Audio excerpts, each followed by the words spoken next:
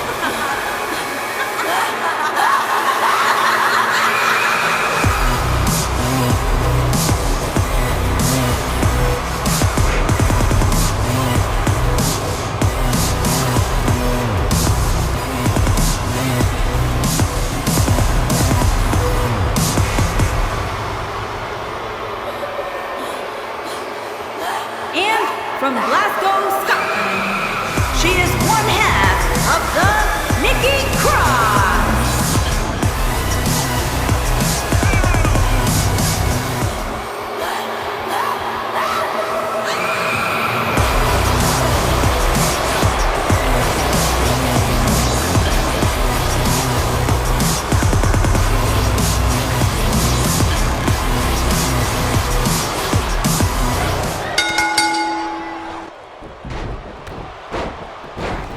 Et la cloche sonne, ce match est pour les titres par équipe féminin. Nous sommes à la nuit 2 de WrestleMania 38, bienvenue, installez-vous.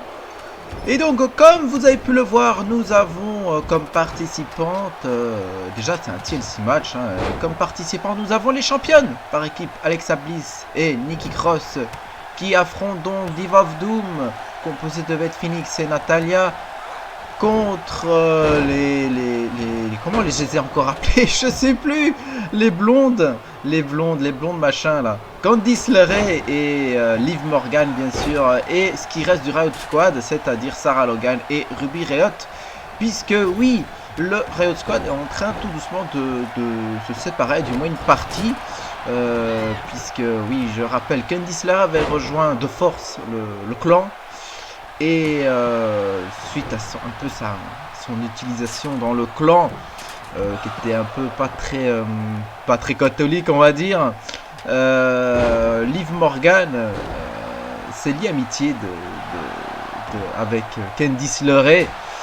Et ce qui a un peu ouvert les yeux à Liv Morgan aussi, qui voyait qu'elle était un peu maltraitée dans le clan et un peu forcée de faire ce qu'elle fait au sein du clan. Donc toutes les méchancetés qu'elle a fait, où elle est un peu donc contrôlée un peu par la personnalité de Ruby Riott qui contrôle ces femmes dans ce clan. Et du coup voilà, elle s'est séparée du Riott Squad avec Candice LeRae et ils ont formé une équipe.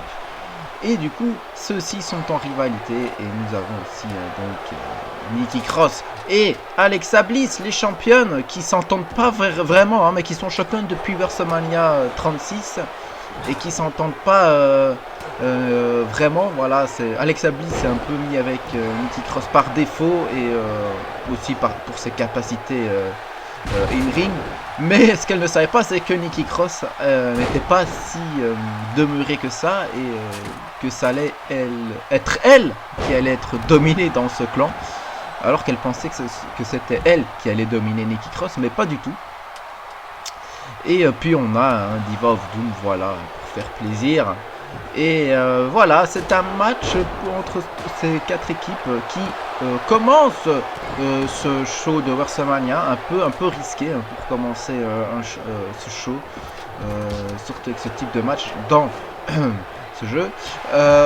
Donc c'est parti, c'est parti depuis quelques instants déjà, mais voilà, c'était pour un peu résumer les tout. Et puis c'est difficile de commenter un match d'échelle et on a Ruby Riott qui s'apprête à décrocher déjà les ceintures, mais on a la championne Nikki Cross qui l'empêche d'aller plus loin, pas très longtemps. Ruby Riott qui continue, peut-être premier titre par équipe.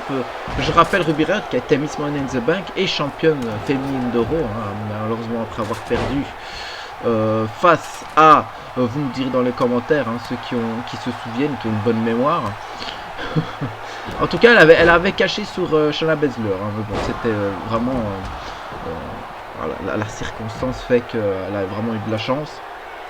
Si je me souviens bien, hein, c'était Shayna Baszler. Et donc, oui, on a Candice LeRae qui essaye. J'essaie de me souvenir qui a vaincu Ruby Riott, mais j'arrive pas à m'en souvenir. Et ben voilà, c'est fait. Candice LeRae, premier titre pour Candice LeRae, les blondes rebelles, hein, voilà. Voilà qui gagne. Bon, elle est pas totalement blonde, Liv Morgan, mais elle est encore avec ses cheveux rosés, hein, n'est-ce pas? Mais on va changer ça dans les prochains temps. Ouais, c'est très français. Mais voilà, nouvelle championne pour commencer cette nuit 2 de WrestleMania 36, ça fait plaisir. Et puis voilà, ça c'est sympa pour ces deux-là qui méritent. Voilà, c'est gentil, c'est cool, c'est sympa. Allez, vite la suite. Et c'est officiel, nous aurons Brock Lesnar contre le Fiend qui vont s'affronter donc dans le main event dans un Hell in a Cell match.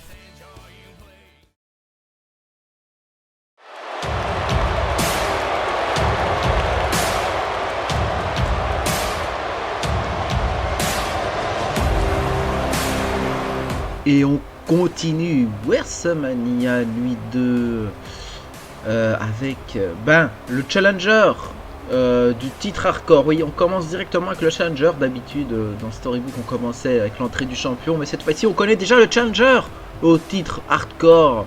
Et c'est une belle surprise parce qu'on n'a pas eu beaucoup d'affrontements entre les deux, je crois. WWE, peut-être un. Et c'était pas folichon. Mais cette fois-ci, on a un match qui c'est pas un dream match, mais voilà, c'est un certain sens, une certaine signification. Eric Rowan qui va donc affronter le champion hardcore qui est Monsieur Luke Harper qui a effectué un match dans la nuit 1 dans le Money in the Bank et qui s'est pris qui a été envoyé dans le décor du bateau qu'on voit ici à droite.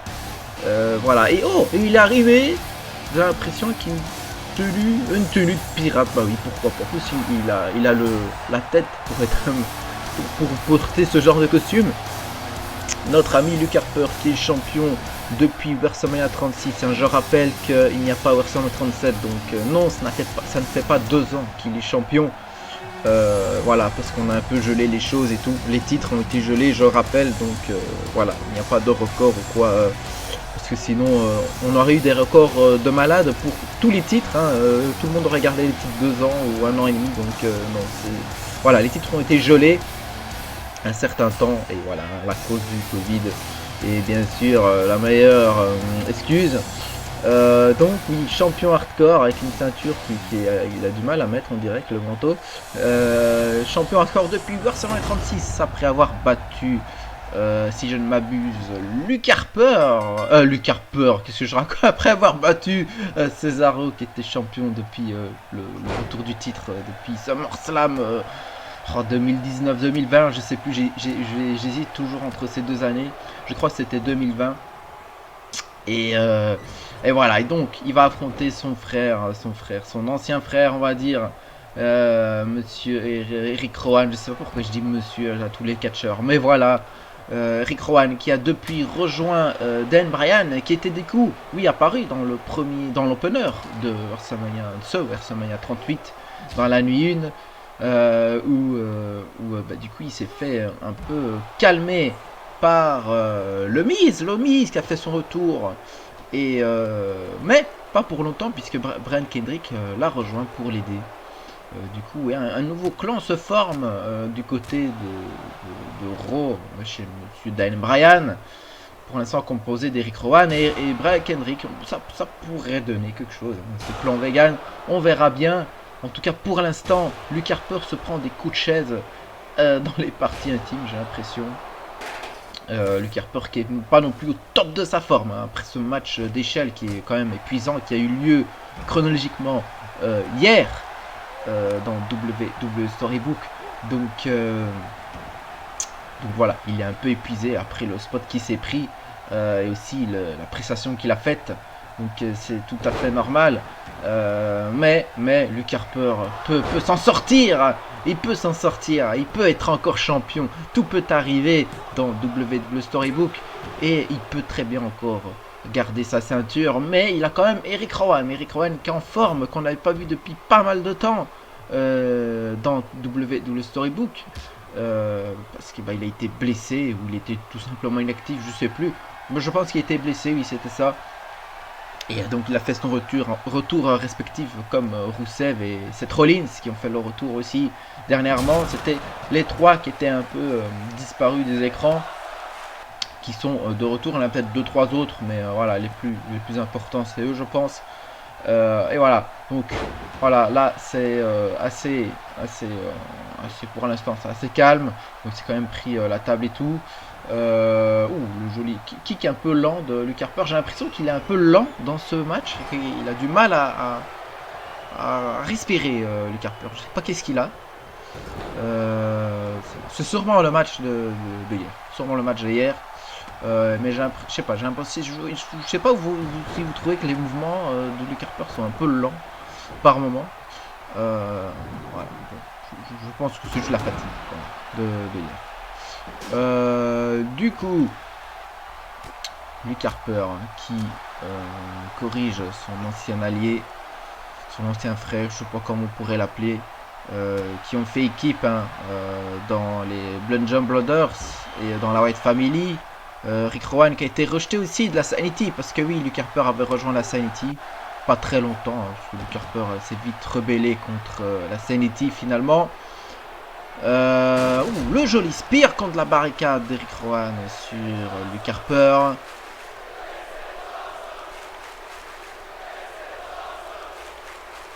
Et oula, il est vachement mal posé, Luke Harper. Si Eric Rowan saute du haut du coin, ce qui je ne pense pas, je pense pas qu'il peut le faire, hein, mais voilà. S'il l'aurait fait, ça aurait fait vachement mal. La petite table qui a été posée par Eric Rowan qui saigne. Eric Rowan qui saigne abondamment. Enfin ça va, c'est pas encore. L'arbitre n'a pas encore mis les gants. Attention à ça. Si Luke Harper pourrait esquiver ça, c'est difficile à esquiver évidemment. Voilà, la tape qui est magique. Et le tombé directement d'Eric Rowan 2. Et peut-être le trou. C'était au dernier moment. Au dernier moment. Allez, attention Luc. Tu peux... Oui, tu peux le faire, Hervé. Allez, Luc. Ça serait bien qu'il arrive à conserver encore, même si on a envie de le voir faire autre chose. Luc Harper, hein. On a envie de le voir gravir les sommets. Et c'est encore contré, ce coup de corde à linge surpuissant de Luc Harper. Toujours aussi impressionnant. On aimerait bien le voir dans ce match. Et puis il faut pas sous-estimer non plus Eric Rowan. Il faut pas le sous-estimer, le gaillard.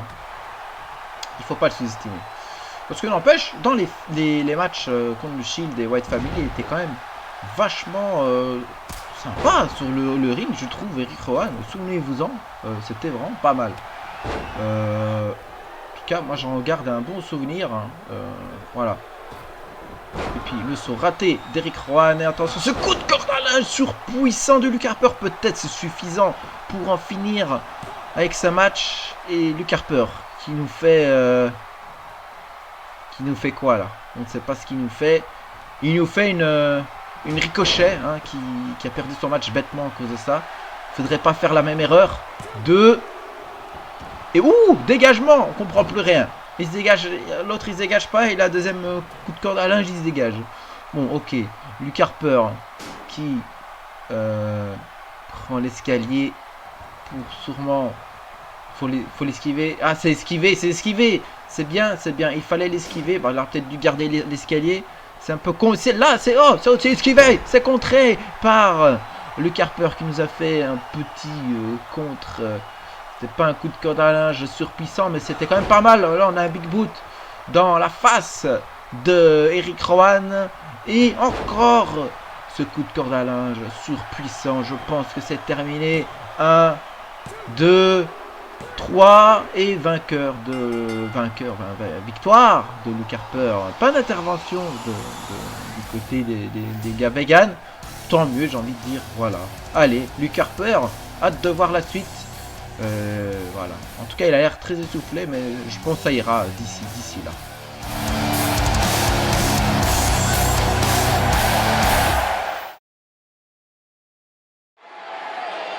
Woo, woo, woo. You know it. The following contest is scheduled for one fall and is for the Cruiserweight Tag Team Championship.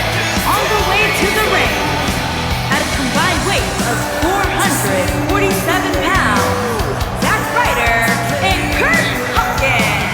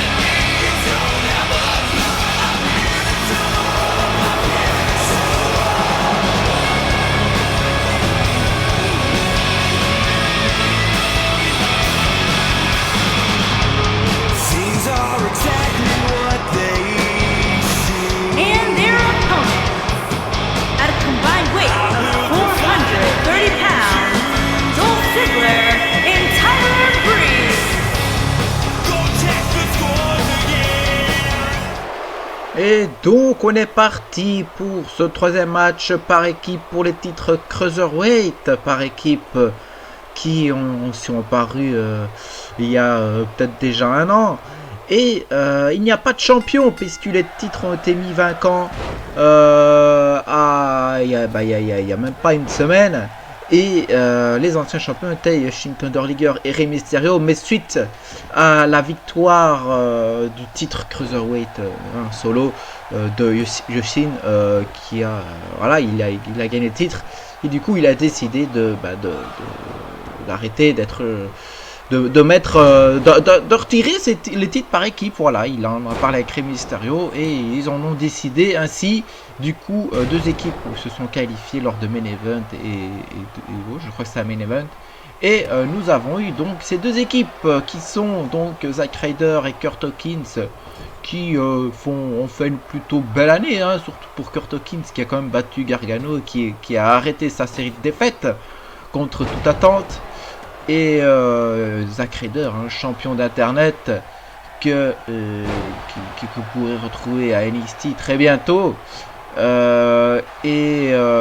Aussi du coup nous avons donc en face Dolph Ziggler et Tyler Breeze, monsieur Tyler Breeze qui avait été champion intercontinental il n'y a pas non plus très longtemps et c'était déjà presque le tombé pour le tombé victorieux pour Tyler Breeze, mais pas encore. Tyler Breeze, hein, qui revenait de très loin, bon, il est redescendu un peu, mais il est toujours autour d'un titre, donc c'est plutôt sympa. Et Ryder qui a un peu du mal là face à Tyler Breeze depuis là tout de suite.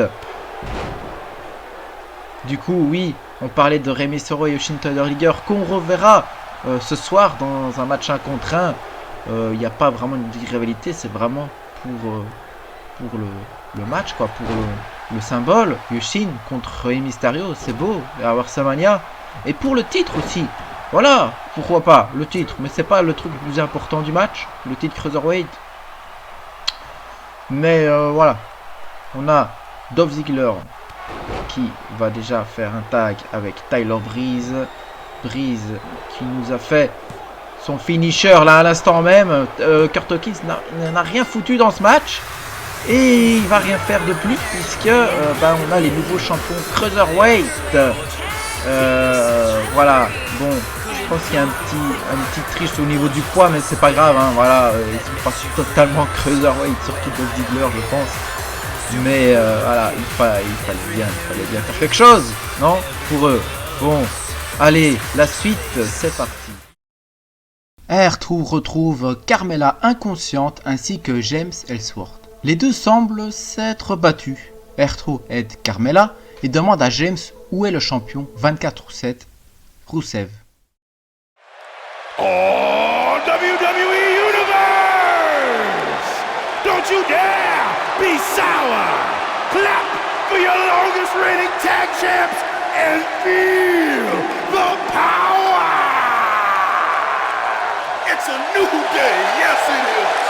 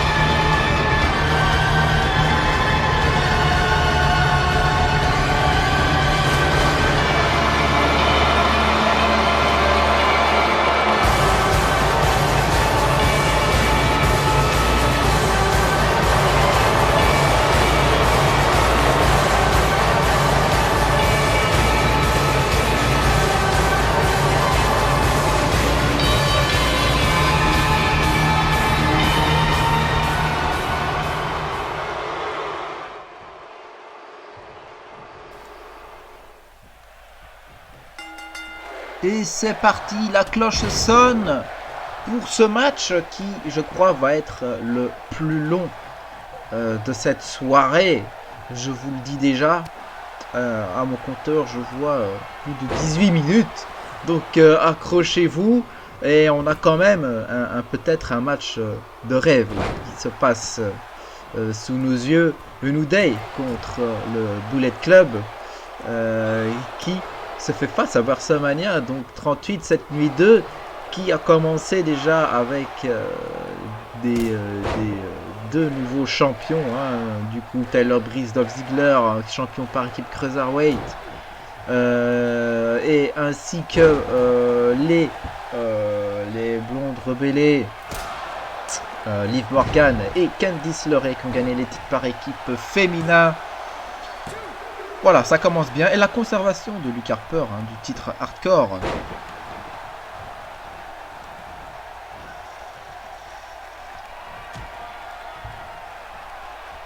Et du coup, on a Big E qui commence ce match déjà en son. C'est ouf. Il y a beaucoup de personnes qui saignent très vite dans le WWE Storybook. Et le New Day qui est entré dans sa première tenue. Attention, première tombée de... Voilà. New Day qui est entré dans sa première tenue, sa tenue originale du New Day, si vous l'avez remarqué. Voilà. Et puis nous avons donc le Bullet Club. Kenny Omega qui a changé de pantalon, ça fait plaisir. Et un peu de coupe vite fait. Ainsi que les Young Bucks. Voilà, ils se sont un peu mis à jour. Et là on a Xavier Woods qui n'a pas fait grand chose depuis pas mal de temps. Voilà, le New Day stagne un peu, et d'ailleurs Big E le fait savoir. C'est souvent ses coéquipiers. Il y a eu un peu de tension dans les coulisses à Raw entre eux, mais ça va, ça a été encore gentil. Mais par contre, le Bullet Club n'ont pas été très sympas parce qu'ils ont été attaqués, le New Day, en parking et tout ça, dans les vestiaires. Voilà, clairement le Bullet Club qui cherchait à avoir un match à WrestleMania, parce qu'avec les événements récents du Covid, etc., ils n'ont pas eu beaucoup de chance cette année pour être plus exposés que ça. On espère que pour eux et pour le New Day, que cette saison 4 qui arrive sera une année plus florissante pour eux. Et on a Matt. C'est Matt? Oui, c'est Matt. Oui, les cheveux noirs, c'est Matt. Matt Jackson qui enchaîne sur Xavier Woods. Je suis pas sûr de ce que je dis. Oui, c'est Matt. C'est Matt. Je pense que c'est Matt. J'hésite à chaque fois entre les deux. C'est fou. Kenny Omega qui fait sa première arrivée. Premier pas pour Kenny Omega à WrestleMania. Oui, Kenny Omega qui avait fait ses débuts à WrestleMania 36 en étant, c'était lui, ça a été révélé que c'était lui qui avait enlevé Kane.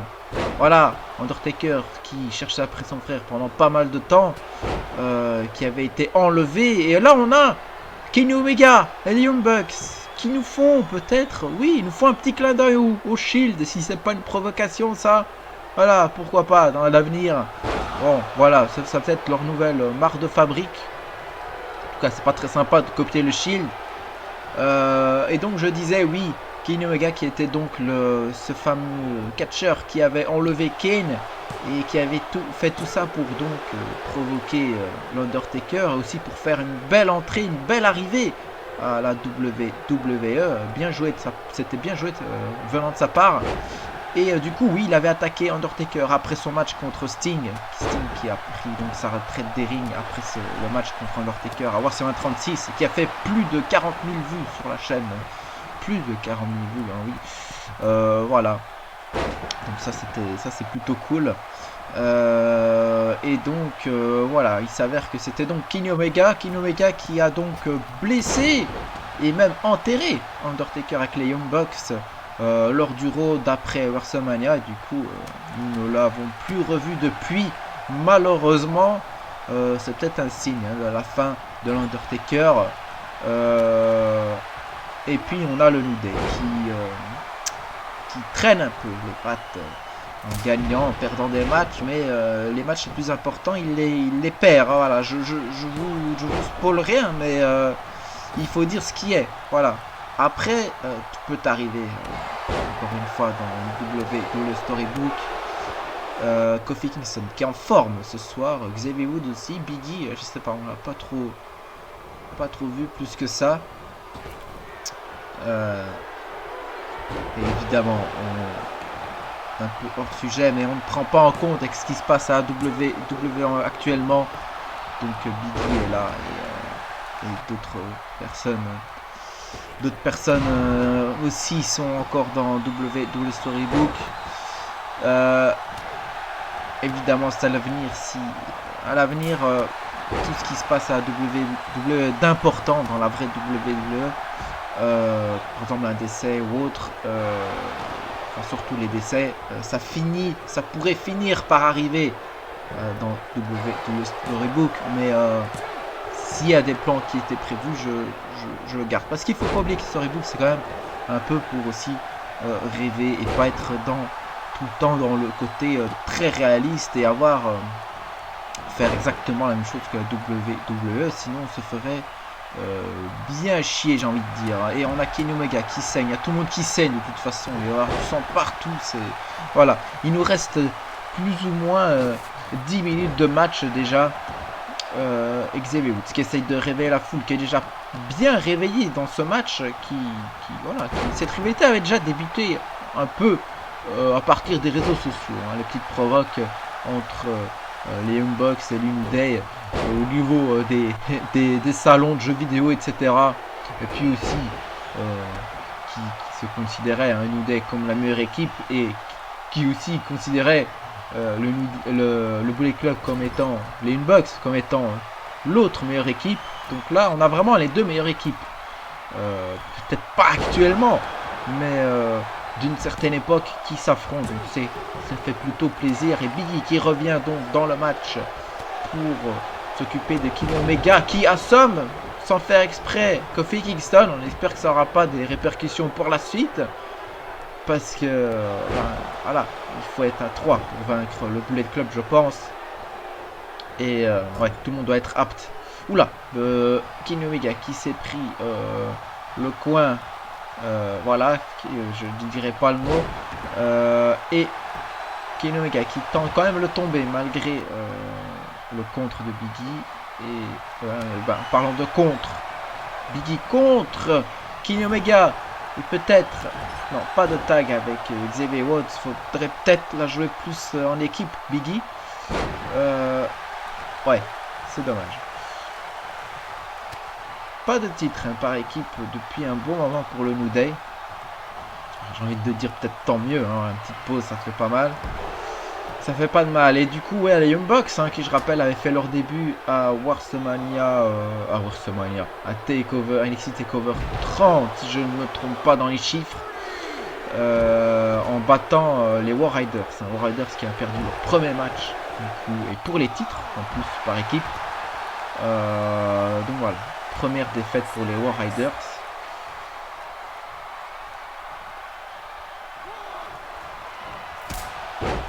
Et du coup les titres par équipe d'NXT, si je me souviens bien, qui a été gagné par les Young Bucks, ont été remis vainquants par ces derniers puisqu'ils avaient rejoint directement le roster principal, hein, voilà. C'était sûrement dans leur contrat, donc ils ne pouvaient pas rester à NXT avec les titres, voilà. C'est dommage, mais ils ont pas du coup ils n'ont pas encore perdu de match. Voilà, ça aussi il faut savoir. Pareil pour Kenny Omega, hein, voilà, qui n'a pas eu, si je ne m'abuse, n'a pas eu encore de match solo. Kenny Omega, c'est ouf ça quand même. Ouais, parce que la saison 3 a été un peu compliquée, vous le savez. Était un peu compliqué, hein, pas mal de retard venant de ma part à cause de moi, puis aussi pas aussi tout le temps de ma faute, mais aussi un peu de ma faute parce que voilà, j'ai un peu délaissé le truc, voilà. Et Xavier Woods qui n'a aucun respect pour l'arbitre, L'arbitre qui tient pas, il tient pas, hein, c'est comme les échelles, dans Touquet 22, il tient pas bien.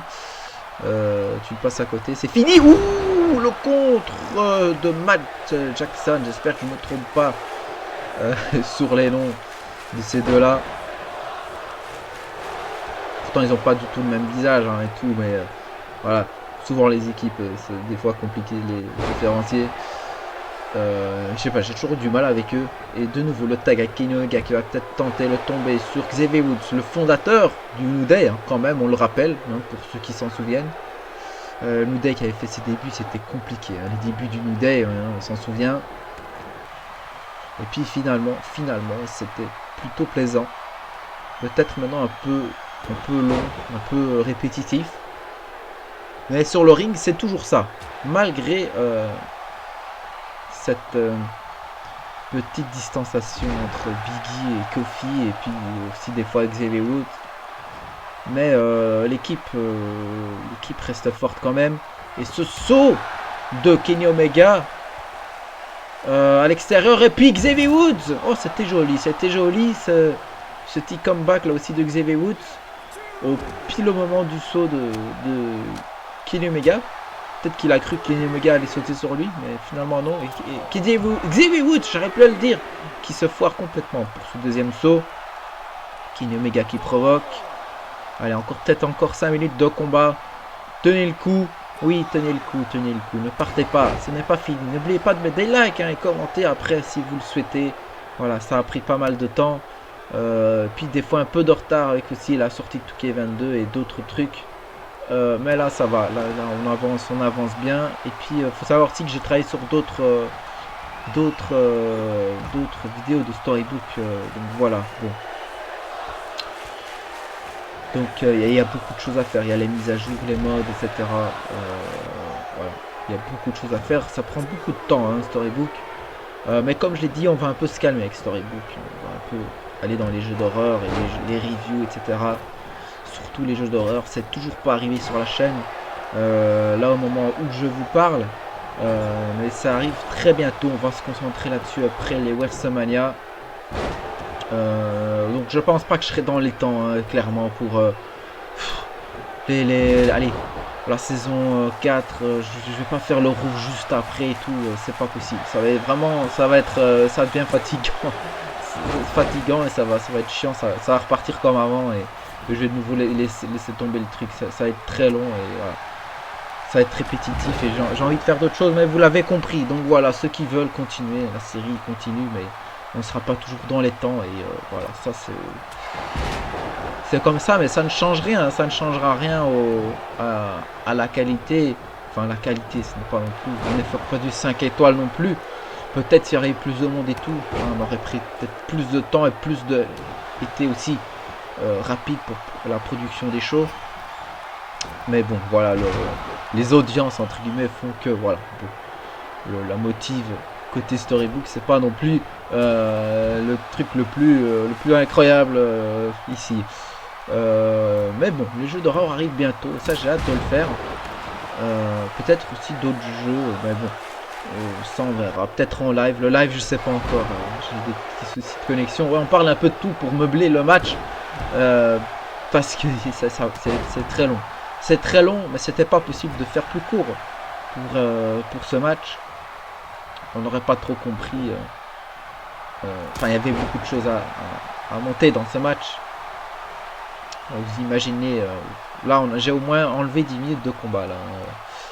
Donc voilà, j'ai vraiment essayé de garder le plus possible et en laissant les trucs, essayant de garder le match le plus cohérent possible parce que tu peux pas faire des coupures n'importe comment aussi. Et le 2, oula, le 3, victoire de Kenny Omega sur Biggie. Oh là la grosse défaite pour Biggie quand même. Hein. Et la petite musique de Kenny Omega qui fait plaisir. J'adore cette musique, je ne sais pas vous. Grosse victoire du Bullet Club, première grosse victoire du clan. On espère que ça va continuer. Et en plus avec le tombé de Kenny Omega, ça fait plaisir. Oh, le gong! Ne dites pas qu'il est là. Écoutez la foule. Écoutez la foule. L'Undertaker est de retour. Encore une fois, certains vont se dire, oh putain, mais quand il dégage. Mais il est encore là. Et il est pas tout seul, il est avec son frère. Et ils sont pas bien n'importe comment. Ils ont leur tenue d'époque. Leur tenue d'époque. Pour l'événement. Undertaker et Kane qui font le retour. Tout à fait normal pour confronter le Bullet Club qui les ont littéralement enterrés. Et oui, Taker qui n'a pas eu de match pour ce WrestleMania. Ça peut arriver, il est plus tout jeune. Mais peut-être, du coup, pour les prochains pay-per-view, les amis, qui sera Extreme Rules du côté du main roster. Et côté NXT, nous aurons In Your House, si je me souviens bien, qui auront lieu dans quelques semaines, chronologiquement en tout cas. De toute façon, vous avez la liste des pay-per-view sur le Discord. On pourra en parler des fois dans les matchs qui sont un peu longs. Mais là, on va commenter le retour d'Undertaker et de Kane. Il faut pas oublier Kane. Kane qui a été moins en moins présent dans le storybook, mais revient petit à petit suite à cette rivalité, cette revanche, on espère, tant attendue entre Brother of Destruction et le Bullet Club.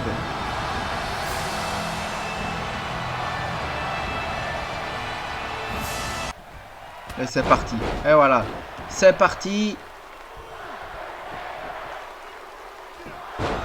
Kane Undertaker qui s'occupe comme il le se doit des Bucks. C'est Kane qui fait le ménage avec les tables. Taker est sur le ring avec Nick Jackson. Et maintenant, voilà, il est sur la table des commentateurs côté Michael Cole. Et Tombstone Pile Driver sur la table. Et on enchaîne avec le Shock Slam de Kane. Les deux tables commentateurs sont détruites encore une fois. L'équipe technique va avoir encore du boulot. Et Kenny Omega qui revient, on l'avait oublié. Qui revient, qui attaque Kane. En Schlight. Pendant qu'Undertaker met du temps à réagir pour aider son frère. Voilà, c'est la première fois que les deux s'échangent des coups. En tout cas, cette intensité est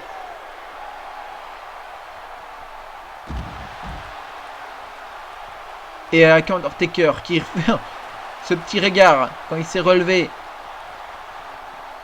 Et le Shock Slam de Kane sur Kenny Omega à l'extérieur du ring. Kane qui remet. Oh, Kenny Omega. Kane, Undertaker. J'ai plus de voix, je suis fatigué. Un double Shock Slam. Un peu modifié de la part des deux. Sur Kenny Omega. Kenny Omega qui. Victoire mais une petite défaite aussi pour ce WrestleMania.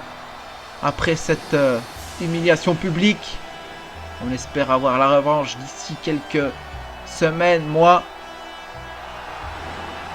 Entre tout ce beau monde.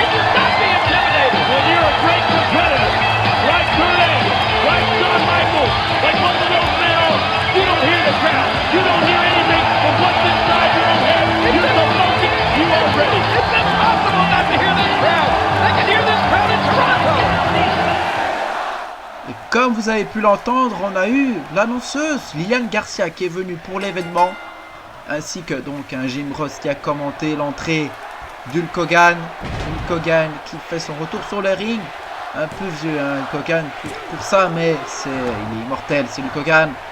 Il faut pas oublier tout ce qu'il a quand même apporté au catch, malgré certaines polémiques. Et puis on a John Cena qui a toujours la même coupe, mais qui a changé un peu de couleur de vêtements pour l'occasion. Et ce match qui est un peu venu de nulle part, je vous l'avoue, mais on n'avait que 2 semaines pour préparer le show, et c'était un peu, enfin oui, il y a eu la route vers WrestleMania, allez, chez moi, WrestleMania, les matchs de WrestleMania sont préparés sur l'année, plus ou moins. Donc la route vers WrestleMania, on va dire, oui, elle commence à partir du début de la saison, voilà. Pour certains matchs, voilà. Pour certains matchs et certains personnages sont préparés dès le début pour l'événement de WrestleMania ou certains matchs aussi. Là à l'occasion, ce Hulk Hogan, John Cena est venu un peu au dernier moment, comme certains matchs de ce WrestleMania 38, comme vous avez pu peut-être le constater. Mais ça n'enlève à rien à ce qui se passe sur le ring, les événements et même en backstage. Il se passe déjà pas mal de choses, pas mal de changements de titres pour l'instant, pas mal d'événements, de retours, de blessures, de rivalités pour la suite, pour cette saison 4. C'est pour ça que je disais, ce WrestleMania serait un peu une grosse transition pour cette grosse saison 4 qui ne sera pas réduite comme la saison 3. Voilà. Encore une fois, je ne dis pas tout sera dans les temps, mais je ne réduirai rien comme la saison 3 pour rattraper pour être à temps par rapport à la vraie WWE. On va arrêter de faire ça et voilà. On fera plus ce genre de manip parce que c'est un peu compliqué, voilà, et ça chamboule un peu tout. Et c'est pour ça que le storybook ne se finira pas sur un WrestleMania 40, mais un WrestleMania 41 finalement, vu qu'on a zappé le WrestleMania 37 et ce Shock Slam de Hulk Hogan qui était quand même assez surpuissant. Les tables qui prennent très cher ce soir. Hulk Hogan qui n'empêche encore en forme, et cette descente de la cuisse sur la tête de John Cena. L'arbitre qui compte. Et John Cena qui contre. Ce saut d'Hulk Hogan, hein, c'est incroyable quand même. Le saut d'Hulk Hogan, pour son âge, c'est très rare qu'il fait ça. Et simplement, il va falloir beaucoup enchaîner, je crois, pour faire un tombé sur Hulk Hogan. Hein, on connaît ce genre de phénomène qui se relève de tous les tombés. En fait, c'est les deux. Hein, les deux sont un peu cheatés. Ça va être compliqué. On voit quand même la différence de carrure, hein, malgré l'âge d'Hulk Hogan. C'est assez impressionnant. Et j'aime beaucoup la tenue d'Hulk Hogan. Non, John Cena, voilà. On n'était pas très inspiré. Hein. Vous pouvez le voir. Peut-être plus tard. On garde des choses aussi pour plus tard. On peut pas, voilà. Faut pas oublier qu'on reste sur le même dispositif, hein, le même game qui est 19. Donc, faut garder des tenues pour plus tard. Hein. Des fois c'est un peu compliqué. Parce que certains modèles ne sont pas mis à jour. Bref, on sort un peu du sérieux, ouais, hein, comme tout ce WrestleMania, hein, finalement. Et cette descente de la cuisse du Hogan. 1, 2. Dites-moi d'ailleurs dans le chat si vous préférez qu'on soit un mixte entre les deux, comme j'essaye de faire, en étant à fond dans le personnage et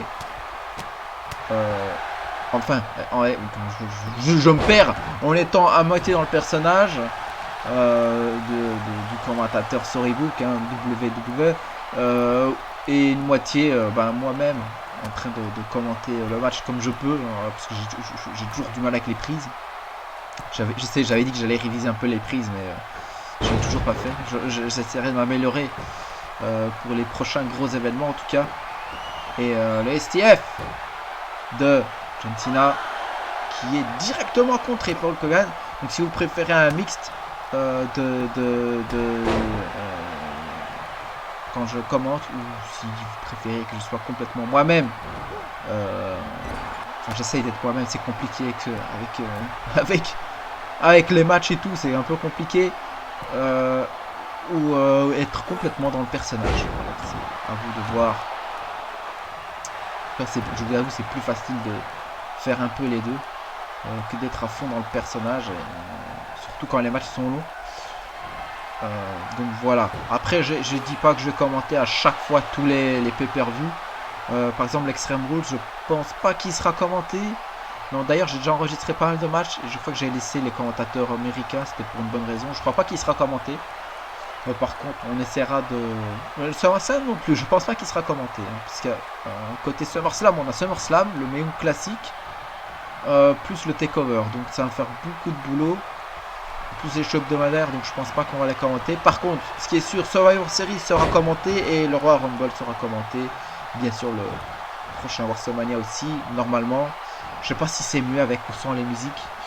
Mais en tout cas, c'est plus rapide à faire. C'est pour ça que ça a pris plus de temps. Sinon, les WrestleMania seraient déjà sortis. Voilà. C'est le commentary qui m'a pris plus de temps finalement.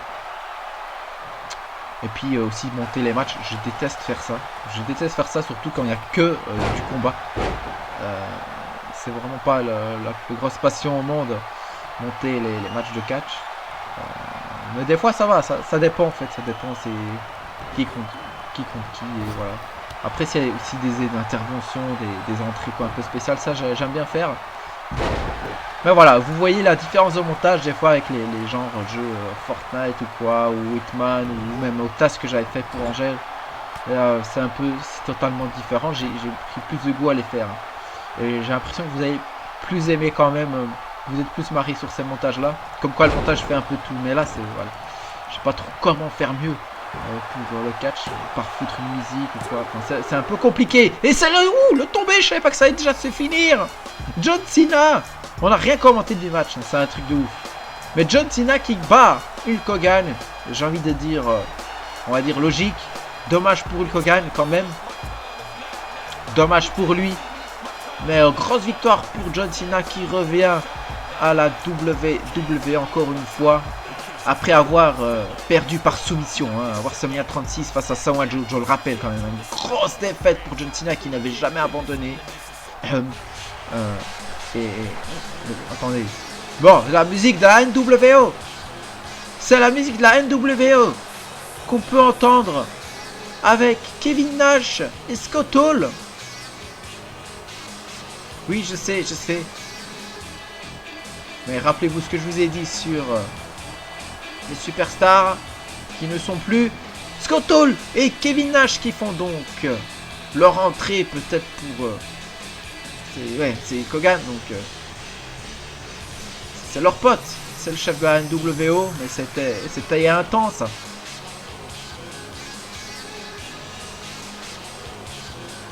D'ailleurs, NWO qui avait confronté la DX lors du match de Sting, qui un peu cette guerre WWE, WCW, et Scott Hall qui attaque directement John Cena, qui n'y s'y attendait vraiment pas,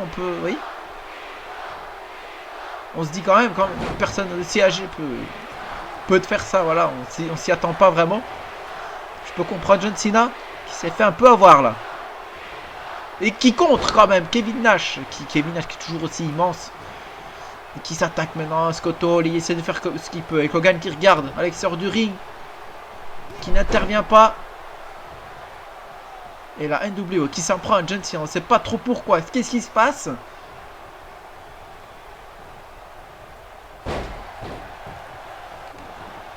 Ils sont plus tout jeunes, hein, mais franchement ils se débrouillent encore bien.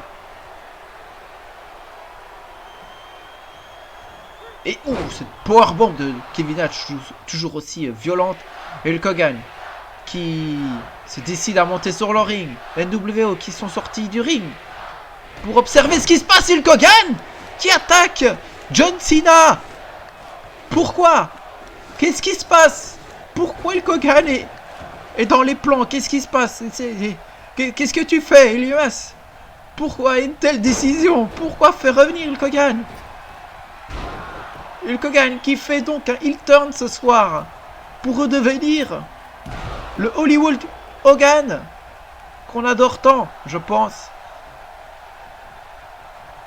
Et John Cena qui est à terre.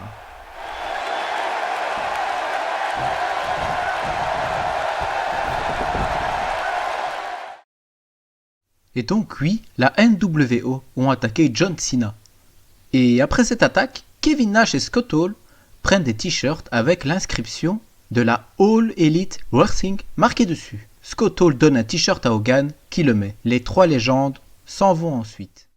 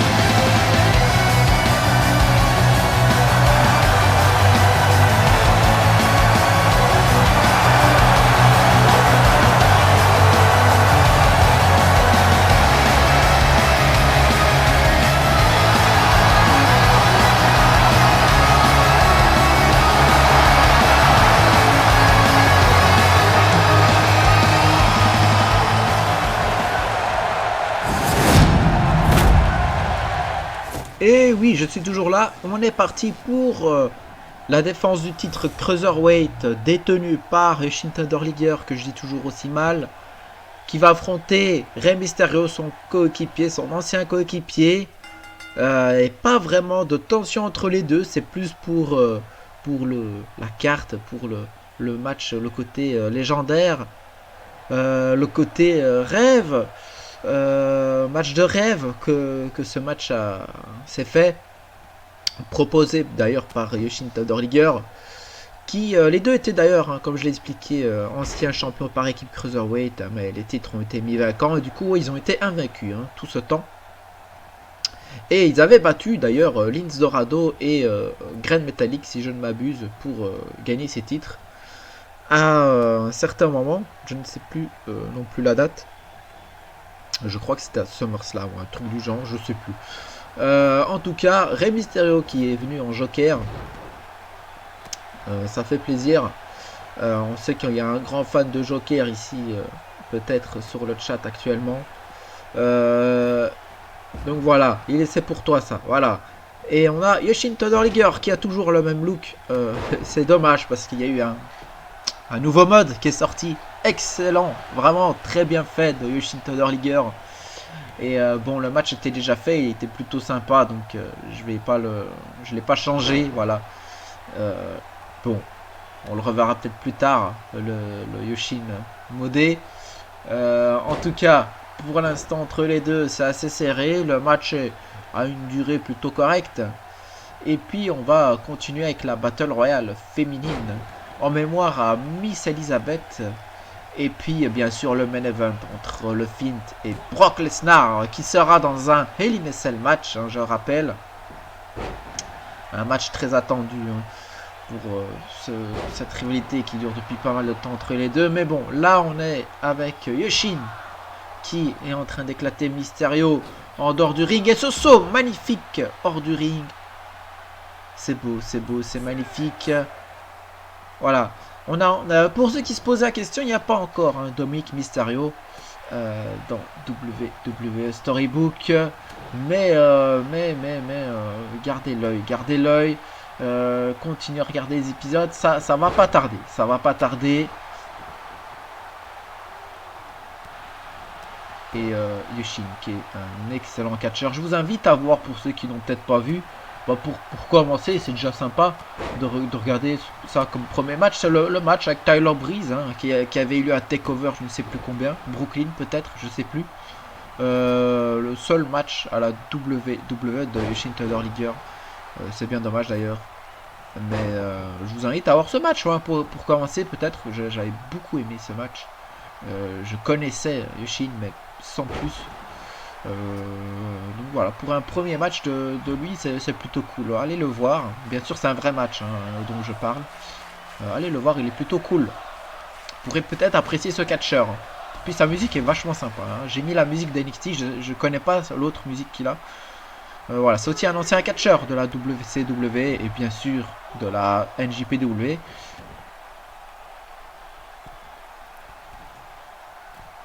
Et le Frog Splash complètement raté de Yoshin.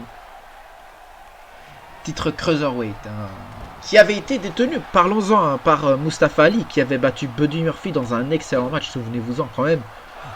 C'était un gauntlet match à WrestleMania 36 qui avait été gagné par Mustafa Ali, durement d'ailleurs, qui a battu Buddy Murphy, qui était vraiment un champion redoutable. Malheureusement, Mustafa Ali a été retrouvé blessé en backstage, on ne sait pas qui l'a attaqué. Et voilà, du coup le titre a été mis vacant lui aussi, malheureusement. Et il a été remporté du coup dans le Battle Royale avec tous les Cruiserweight, remporté par Yoshin Thunder Liger.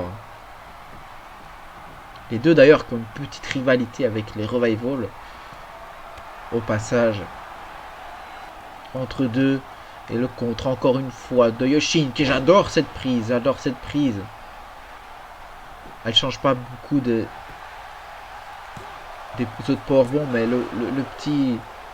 le fait qu'il court avec, c'est plutôt sympa. Par contre, le masque de Yoshin, faut vraiment changer. Mais je l'ai déjà mis à jour, hein, le Yoshin, mais bon, malheureusement, là, vous avez le Yoshin Thunder Liger du Lidl. Voilà.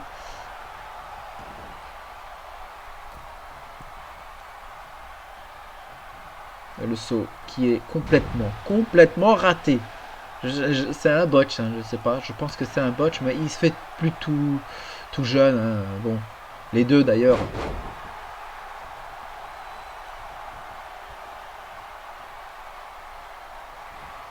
Coup de pied dans l'abdomen. Et Rey Mysterio qui revient dans ce match, enfin. Et le Frog Splash, finisher de Rey Mysterio. Et simplement c'était vraiment tout juste.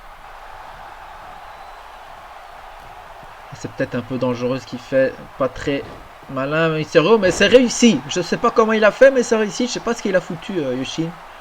On dirait qu'il est un peu sonné depuis là tout de suite. Donc il voit pas grand chose, mais tu m'étonnes avec ce masque.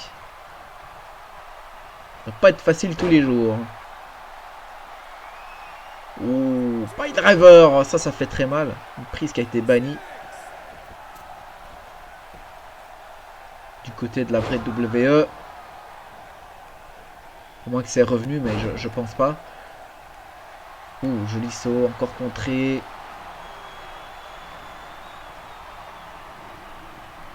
DDT. Yoshin qui enlève carrément le coin. Allez, il a un petit côté vicieux, hein, dans ce match, monsieur Yoshin. Et Rey Mysterio qui n'arrive pas à le contrer, qui se le prend pleine face et le tomber, même pas un. En tout cas, un beau petit match.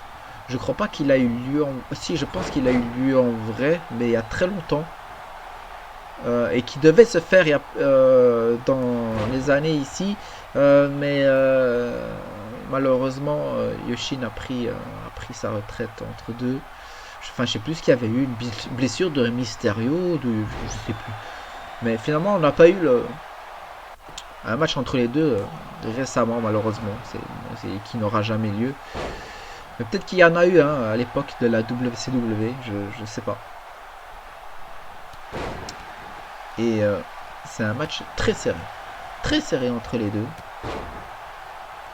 Comme la plupart des matchs à WrestleMania en tout cas. Mis à part peut-être les titres par équipe Cruiserweight.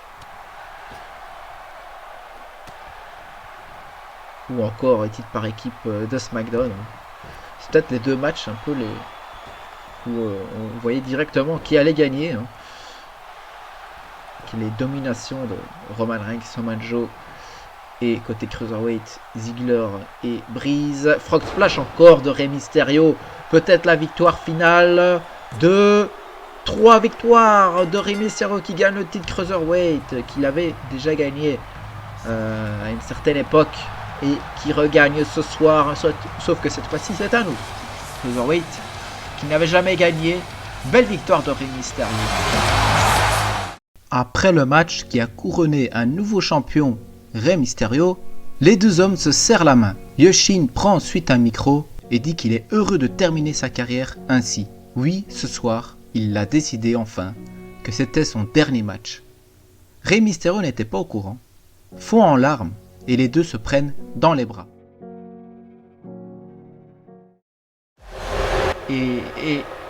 Oh là là, un autre début après les War Riders, c'est Pete Dunne qui fait ses débuts dans le main roster.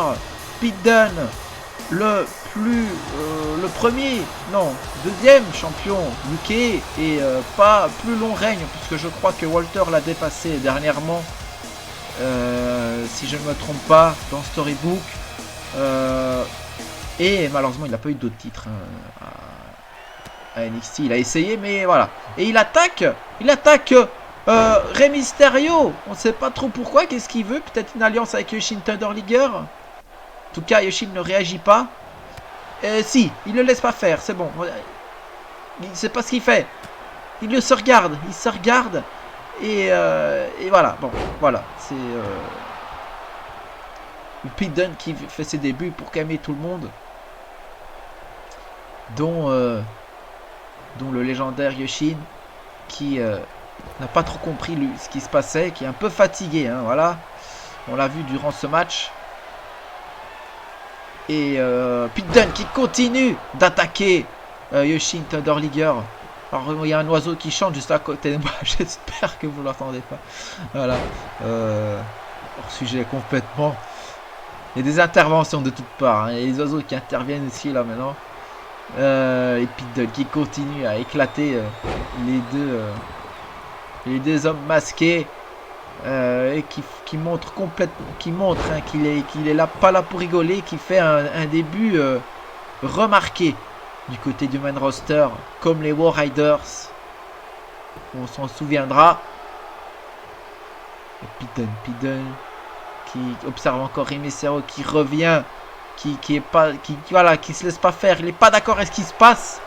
Et Pete Dunne, voilà, lui aussi il revient et retourne vers Yoshin Thunder Liger qui a déjà pris très cher dans ce match.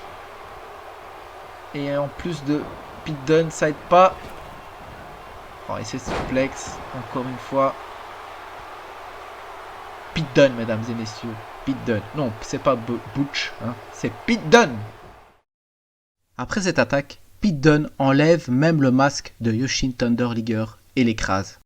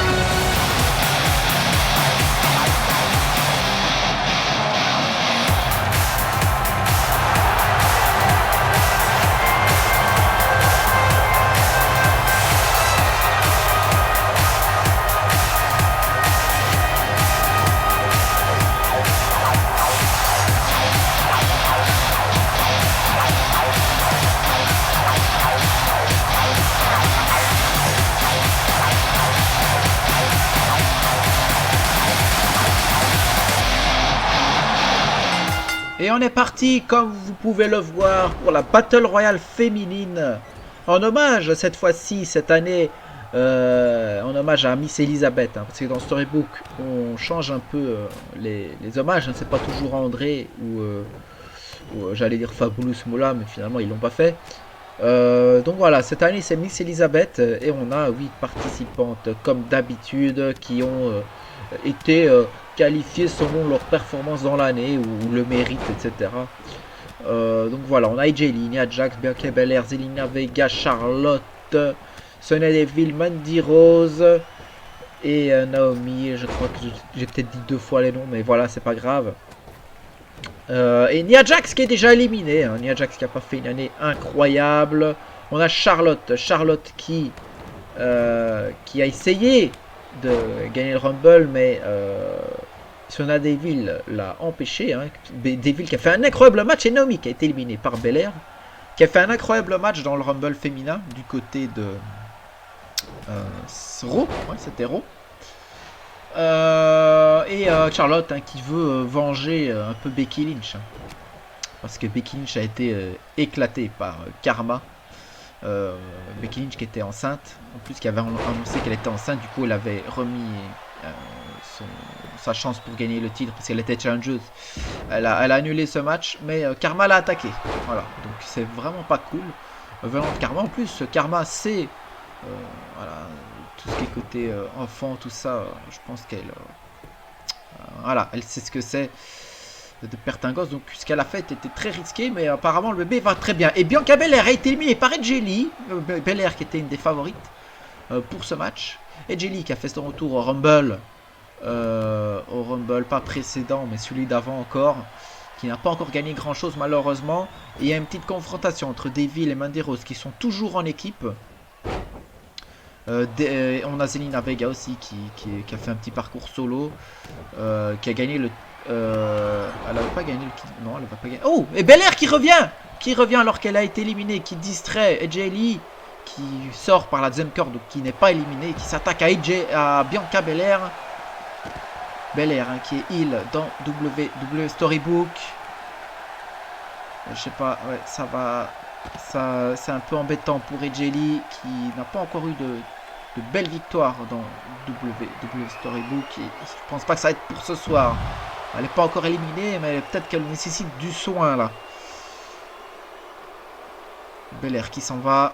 Le match continue pendant ce temps hein, sur le ring avec les autres participantes. Et Zelina Vega qui est éliminée, qui essaye un peu de s'écarter de Andrade, même s'ils ne sont pas encore vraiment séparés. Hein, mais elle essaye aussi de faire un peu son boulot sur le ring en tant que catcheuse et pas que manageuse. Et cette alliance avec Absolution, entre Mandy Rose et Sonya Deville qui ne dure pas très longtemps. Et Otis, oui, qui a des vues sur Mandy Rose. Mais Mandy Rose qui l'envoie chier à chaque fois. Hein. Tucker essaye de le dissuader d'être avec cette fille qui est un peu... ce genre de fille un peu compliquée hein, qu'on a déjà tous vu sûrement. Et qui essaye d'encourager Mandy Rose. Mais Mandy Rose le voit pas comme ça. Hein. Voilà, c'est pas comme ça qu'on fait avec les femmes. Mais Otis, et voilà, Otis. À cause d'Otis, Mandy Rose est éliminée par AJ Lee qui revient dans le match. Otis qui s'y prend mal hein, avec les femmes, surtout avec Mandy Rose. Il est un peu maladroit. Je pense pas que ça va l'aider dans sa relation. En tout cas, on a 3 bonnes catcheuses ici sur le ring. Et cet affrontement entre AJ Lee et Charlotte, qui pourrait peut-être un match de rêve en 1 contre 1. Charlotte qui est, je le dis encore une fois, la meilleure catcheuse. Qu'on le veuille ou non. Voilà, de notre époque. En tous les points en tout cas, je trouve. Et c'est Sonya Deville qui a cette petite rivalité hein, avec Charlotte, hein, qui domine Charlotte depuis ce Rumble, qui a éliminé Charlotte hein, dans le Rumble d'ailleurs, je le rappelle. Et AJ Lee qui a fait son retour au Rumble 2020 si je ne me trompe pas, ou 2019, j'ai toujours du mal encore une fois avec ces deux années, avec cette grosse transition qu'on a fait dans Storybook. Deville et AJ Lee continue sur le ring. Deville qui a un beau potentiel peut-être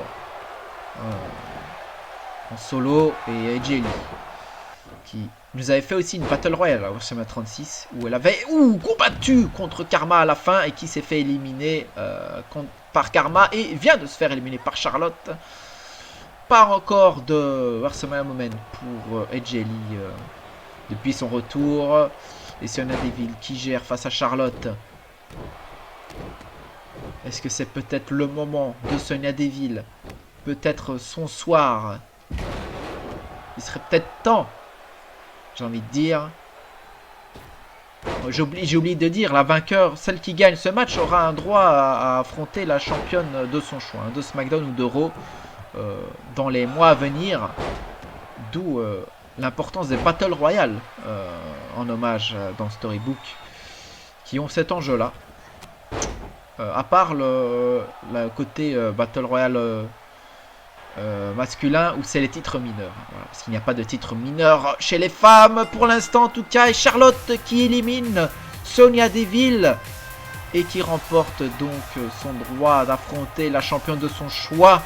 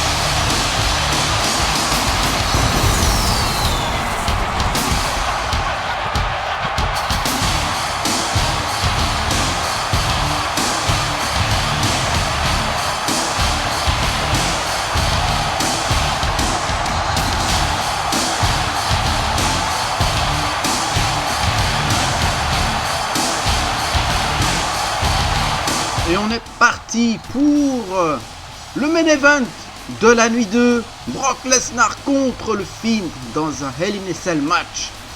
Ça va être très violent, je crois.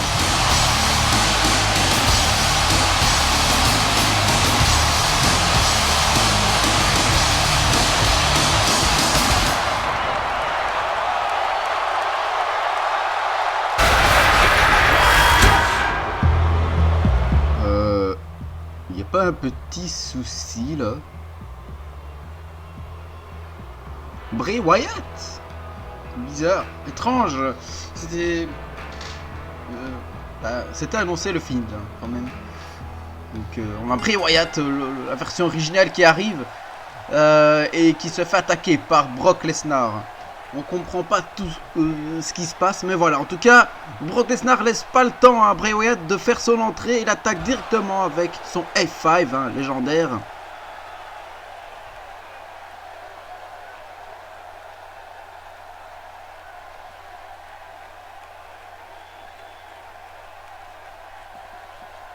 Et il semble se diriger donc vers la scène. Et petite souplex.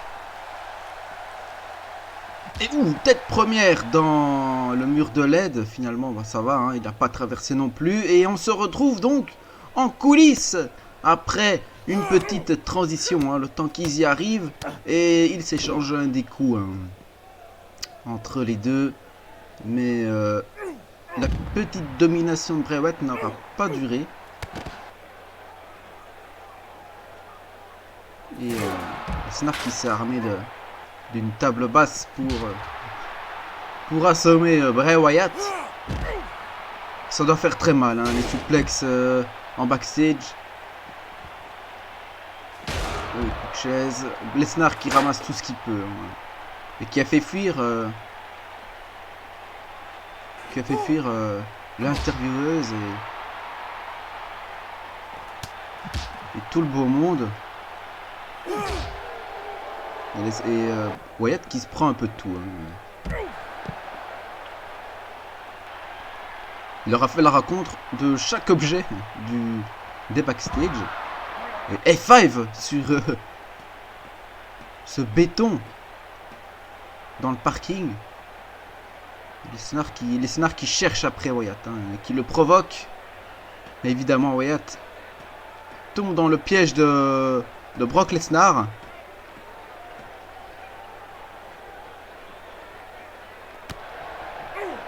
Et Wyatt qui doit faire très attention de pas finir comme ça. Voilà. Il est tombé dans le piège de Brock Lesnar. Et comment il va faire? Là, il a pris très cher Bray Wyatt. Comment? Oh, c'est... Attendez. Oula, on est de retour vers le ring. Ok, très bien. Je crois que Brock Lesnar est encore en train de faire le chemin en backstage. Et la magie du film. Bray Wyatt, je ne sais pas, je ne comprends plus trop. Nous avons le Bray Wyatt ce Bray Wyatt, l'autre face du Fiend, qu'on peut voir essentiellement dans la Firefly Funhouse, qui est donc là sur la rampe, et il n'a pas vu Brock Lesnar arriver à toute vitesse pour terminer ce qu'il avait commencé. En tout cas, ça fait peur pour la suite. Si Bray Wyatt peut... J'ai l'impression qu'il s'est un peu régénéré, entre guillemets. On dirait pas la même personne, en fait. C'est très étrange. Et le match qui est officiellement lancé, après ce coup de cette sonnerie, il est officiellement lancé. Voilà. Mais la cage n'est pas encore descendue. Bon, il va falloir attendre que les deux arrivent sur le ring. Encore un A5. Hein. Bray Wyatt prend très cher. Je pense que... Voilà. Ça va être très compliqué pour lui quand même. Hein.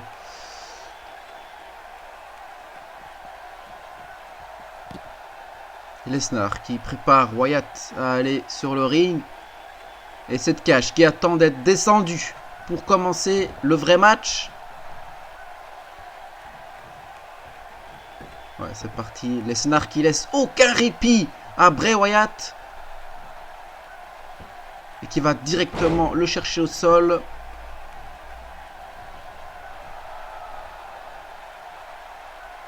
Et la foule hein, qui est à fond derrière Brock Lesnar. Je rappelle quand même, très important, et ça y est, la cage est descendue au passage.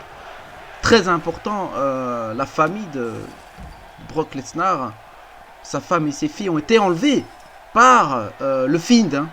Donc voilà. Oula! Destruction de la cage, ça va se battre à l'extérieur. Donc et Lesnar qui monte. Hein. Donc oui, ils ont été enlevés par le Fiend et Brock Lesnar essaye par tous les moyens de récupérer sa famille, hein, de ce malade mental. Et pour l'instant, ce n'est pas encore arrivé. Wyatt a dit qu'il pourrait retrouver peut-être sa famille à WrestleMania. Il faudrait déjà que Lesnar arrive à bout de ce cinglé. Et le A5, ça va faire très mal ça, du haut de la cage. Si elle se pète en même temps, ça je pense que ce serait terminé hein, pour Bray Wyatt. Et Lesnar qui domine encore. La cage qui commence un peu à être déformée là. Il faut absolument que Wyatt se réveille. Parce qu'il se fait massacrer depuis le début de cette rencontre. Encore une souplex. La cage va pas tenir. La cage va pas tenir. Et Bray Wyatt qui tombe du haut de la cage. La chute très violente.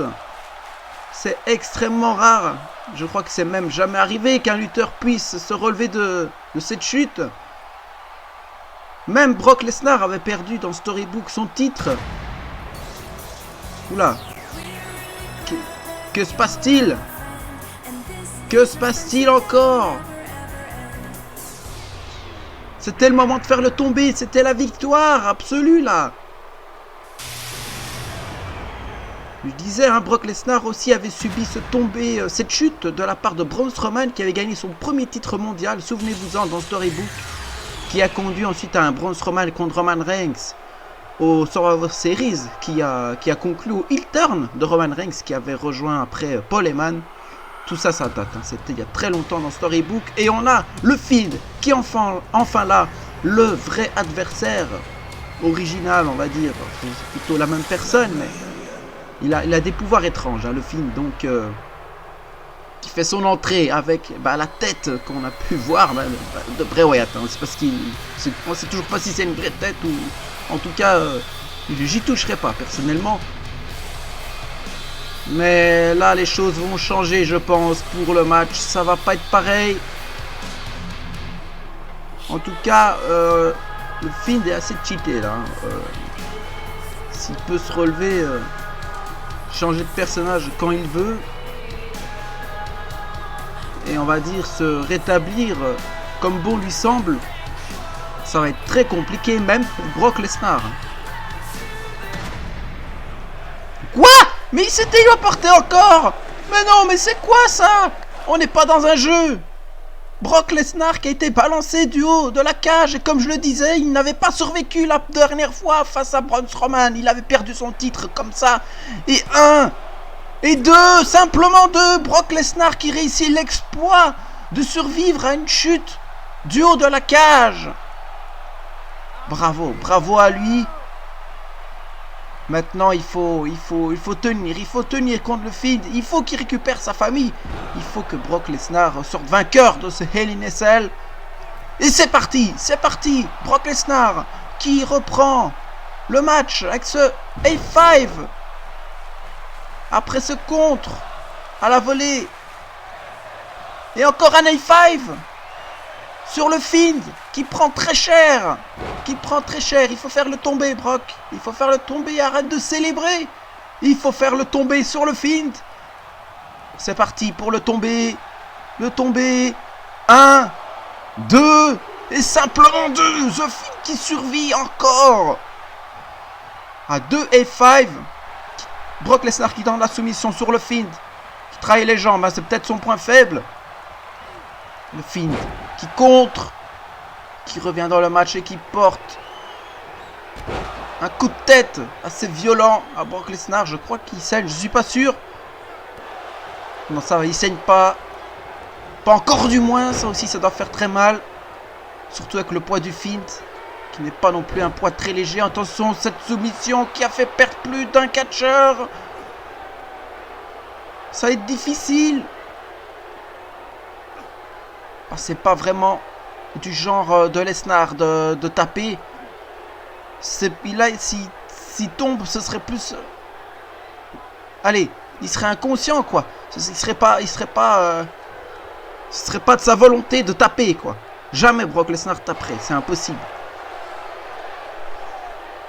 Lesnar qui réussit à se dégager de ça. Pas pour longtemps. Le Fiend qui revient dans ce match, qui va apporter une power bomb. Et puis le tomber. 1, 2. Et non, ça se transforme en soumission. Jericho doit bien aimer cette partie-là. Et Lesnar qui revient dans le match après cette projection. Et il continue avec ses projections contre le coin. F5 encore. Et je perds ma voix. F5. C'est parti, le tombé final. 1, 2. Et simplement 2. Encore une fois, le feint, la résistance du feint. Non mais si Brock Lesnar ne peut pas arriver... Désolé pour les petits bugs en interne. Petit problème technique. Je soupçonnerais peut-être Bray Wyatt, le Fiend plutôt, d'être la cause de ceci. Hein, avec tous ces trucs bizarres qui s'est passé ce soir dans ce match. On serait plus à ça près. Et le contre du Fiend qui compte Lesnar, qui allait faire son fameux saut là qu'il faisait à l'époque. Et attention Lesnar qui ne tape pas mais tombe inconscient. L'arbitre préférera faire abandonner le match. Bray Wyatt qui bat par KO Brock Lesnar. Je dis Bray Wyatt mais c'est plutôt le Fiend. Le Fiend, grosse victoire, énorme victoire, la plus grosse victoire, j'ai envie de dire, du Fiend, qui bat Brock Lesnar par KO, je précise par KO. Lesnar n'a pas tapé, il est tombé inconscient. Et cette lumière rouge qui nous aveugle un peu, mais voilà, on sait quand le Fiend est là. Je sais pas si c'est pour nous déstabiliser, mais le Fiend qui gagne ce match très important. Lesnar n'est pas prêt de revoir sa famille, la musique qui s'est coupée. Et le Fiend qui embarque avec lui Brock Lesnar comme il l'a fait avec certaines personnes. Et pas de musique, mais Luke Harper, le champion hardcore qui arrive. Mais qu'est-ce qu'il fait là? Qu'est-ce qu'il fait là?